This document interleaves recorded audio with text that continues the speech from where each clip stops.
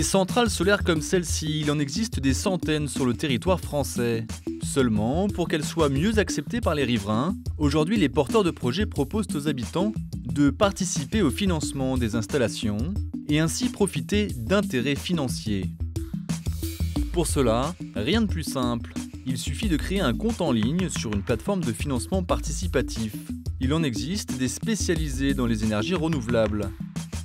Enfin, il ne reste plus qu'à choisir les projets à financer. Par exemple, pour le groupe général du solaire ici, vous accédez à la présentation complète de l'entreprise et du projet sur le site Lendosphère. Donc ici, les éléments en quelques chiffres sur l'entreprise, sa présentation, le pourquoi du projet, autoconsommation, stockage, développement international, les bénéfices environnementaux et économiques du projet qui est financé. Sur la page du projet, l'internaute accède également aux modalités de l'investissement.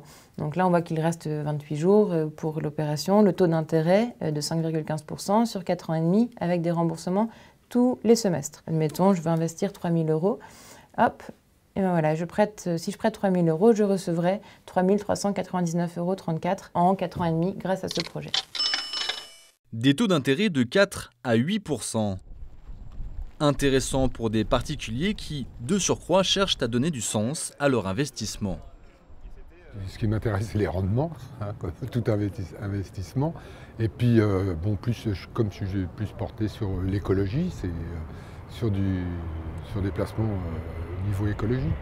C'est d'abord les énergies renouvelables en premier. Et si en plus ça peut vous rapporter un petit peu plus, pourquoi pas? Puis avec ça, on continue d'investir ailleurs. Le taux d'intérêt peut être bonifié pour la population la plus proche et donc la plus concernée par l'installation. Toutefois, comme tout investissement, il y a des risques. C'est peut-être aussi de l'argent que je suis prêt peut-être à perdre parce que je sais qu'il y a des risques. Après, les sites de crowdfunding annoncent, pour certains c'est très évident. Il y a certains qui disent clairement on a un taux j'appelle ça un taux de défaillance de temps, etc. Donc ça permet comme ça d'avoir une idée du risque que l'on prend. Les risques, la perte totale ou partielle du capital investi. Néanmoins, chaque projet serait expertisé par les plateformes de financement, gage de crédibilité. Le projet va passer devant un comité où il va être analysé à la fois au niveau financier et au niveau technique aussi. Donc on va s'assurer que financièrement il est assez solide pour soutenir une collecte de financement participatif et on va s'assurer que le projet techniquement est cohérent, que le matériel utilisé est conforme, que les employés sont déclarés, etc. Voilà, on va s'assurer que vraiment le projet tient la route. En 2016, 13 plateformes de financement participatif ont permis de collecter 11,5 millions d'euros pour financer 66 projets dédiés aux énergies renouvelables.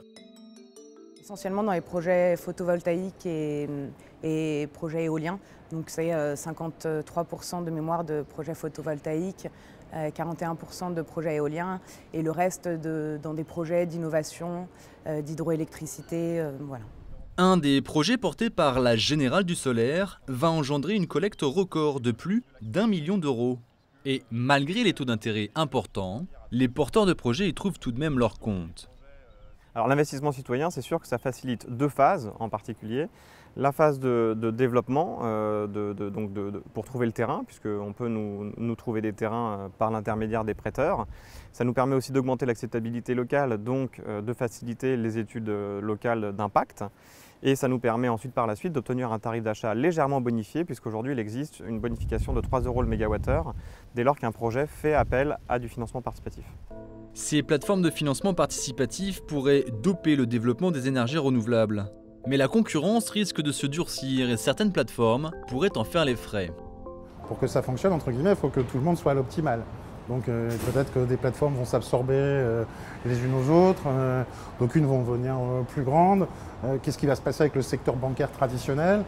Aujourd'hui, est-ce que le secteur bancaire mutualiste, notamment, on pourrait penser à flécher une partie de l'épargne vers ces plateformes, va intégrer une plateforme, développer la sienne? Voilà, le jeu est complètement ouvert, mais il y a beaucoup d'opportunités. Mais l'opportunité, plus que pour les plateformes, elle est pour les Français. Des Français pour qui il est conseillé de diversifier les investissements dans différents projets, voire dans différentes plateformes pour sécuriser au maximum leur capital.